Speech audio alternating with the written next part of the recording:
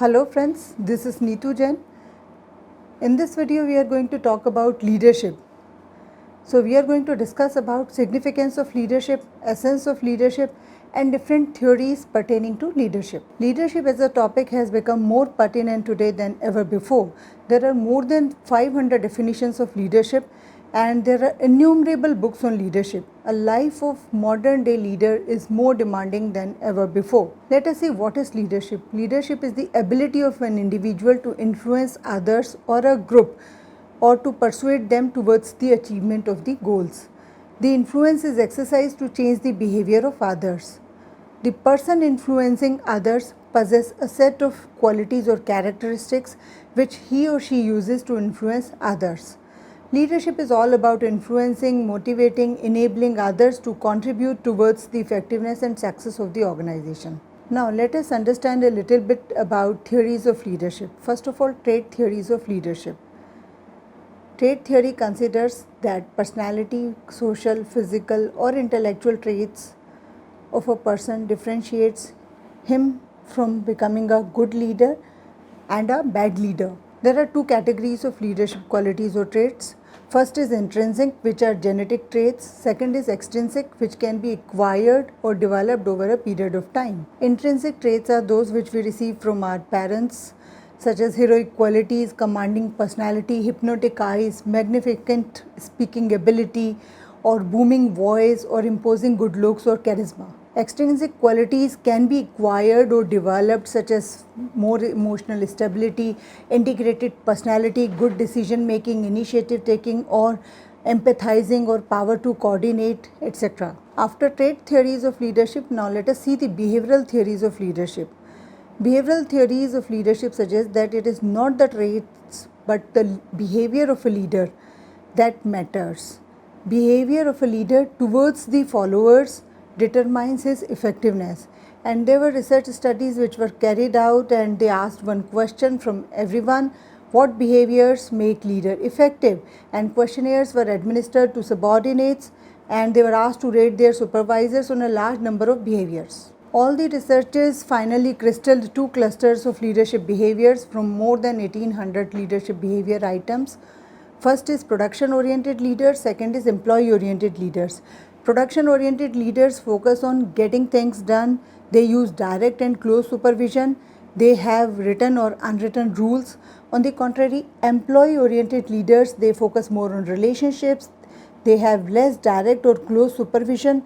They have few written rules and regulations and they display concern for people and their needs. Now, in this behavioral theory, let us see Blake and Mountain's managerial grid. This is a very popular grid and on this grid we can see on x-axis we have concern for production and on y-axis we have concern for people. So let us see the first type of people are 1-1, that is called as impoverished management. That is low concern for people and low concern for productivity. And if we go ahead on x-axis, we find task management, wherein there is high concern for production and low concern for people. If we see on y-axis, we have 1-9, that is high concern for people and low concern for production. That is called as country club. And in the end, we have 9-9, that is team management, wherein people have high concern for people or high concern for productivity as well. And we have middle of the roads, wherein we have moderate concern for task and moderate concern for people. Now let us see the contingencies theories of leadership. While traits and behavior theories do help us to understand leadership, an important component is missing. That is the environment in which leadership exists. There is no one single variable which can make a leader effective. Leader must be flexible enough to adapt themselves to the situations or circumstances. There are three main theories of contingency leadership. First is Fiddlers Model. Second is Hersey's and Blanchard's situational leadership theory. And third one is path goal theory. So let us first of all see Fiddler's Model. Fiddler mentioned that a leader's effectiveness depends upon the match between leadership style and favorableness of the situation. And he considered three situational factors. First is leader-member relationship. that is the degree of confidence and trust of followers in the leader. Second is task structure, that is the clarity and ambiguity of operating procedures. And third one is position power, that is the possession of legitimate reward and coercive power over others, or leader's ability to hire, fire or reward his subordinates. He mentioned that a favorable leadership situation is one wherein tasks are structured for the work group, there is strong position power for the leader, and there is a good leader-member relationship. And these situations would make a leader effective because he has most power and influence under these conditions. On the contrary, unfavorable leadership situation is one where there is unstructured task, weak position power for the leader, and poor leader-member relationship. In this situation, a leader would not be effective, he would be ineffective leader. Next is Paul Hersey and Blanchard's situational leadership or life cycle theory. This theory is based on a curvilinear relationship between task relationship and maturity of followers. The appropriate leadership style is described by a curve that follows the association between the superior and subordinate through a life cycle of 4 phases. And this is a model that focuses on followers' readiness. Readiness is the extent to which people have the ability and willingness to accomplish a specific task. As the child matures, the adult releases more and more control over the situation. Similarly, as workers become more ready, the leaders become more laissez-faire type. First stage in this life cycle theory is telling stage. This is the initial phase wherein subordinates first enter the work group, and that is the point where they must be instructed, and workers at this level have not matured enough and cannot take responsibility. Then they move to the second level, that is selling or coaching level. Subordinates at this level of maturity are willing but unable to take responsibility for their work. Then they move to the third level, that is participating. With workers at moderately high level of maturity, managers can shift to this style. Workers are capable but they lack the confidence needed to assume responsibility for their performance. And the fourth level is delegating. When subordinates achieve a high level of maturity, they have the ability and willingness to perform responsibility. They no longer need direction. Next is House's path goal theory. This theory was proposed by Robert House and Michel. They proposed that effectiveness of a leader can be measured from their impact on their subordinates' motivation and their ability to perform effectively, coupled with their satisfaction with their task. Leaders provide followers with information, support, resources to help them achieve their goals, and leaders also help clarify the path to the workers' goals. Next is servant leadership. Servant leaders are those who view leadership not as a position or power, but as a duty. They are the coaches and stewards or facilitators for the people. Leaders serve their followers by understanding their needs and facilitating their work performance.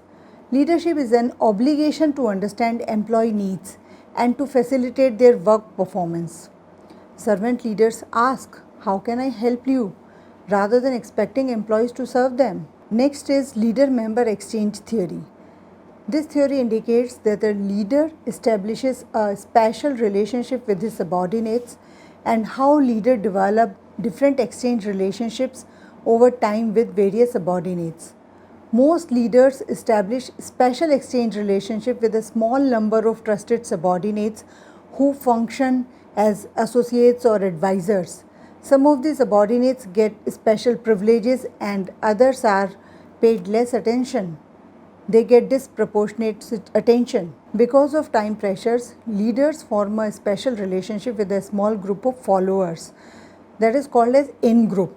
And this is a group which is trusted and it gets more attention and time from the leaders, and all other followers are in the out groups and they get less attention from the leader. So followers who are in group, they get more attention and they are similar to a leader. They are given more responsibility, reward and attention, and they are within a leader's inner circle of communication, and their job satisfaction and commitment is very high. On the contrary, people who are in out group, they are managed by formal rules, regulations, they are given less attention, fewer rewards, and they are outside the leader's communication circle. The basis for establishing a high exchange relationship is the leader's control over the outcomes that are desirable to a subordinate.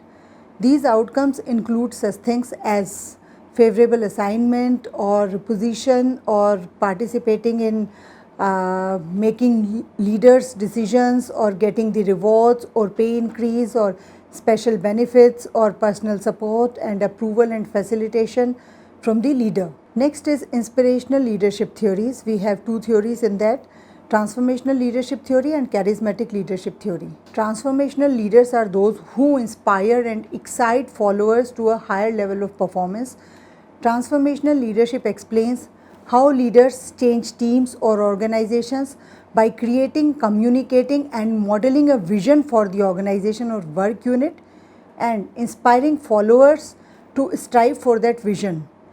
James McGregor Burns, who is the advocate of this theory, he says that leadership involves organizational change and leaders inspire followers to transcend their own self-interest for the good of the organization, and they can have a profound and extraordinary impact on the followers in this process. Now let us see charismatic leadership.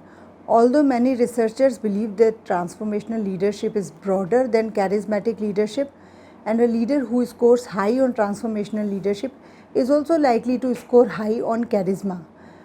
Transformational leadership tries to instill in followers the ability to question not only established views but eventually those established by the leaders, while charismatic leadership may want followers to adopt the charismatic worldview and go on further. Therefore, charismatic leaders produce dependent followers as they use force of personal abilities and talents to have profound impact on followers.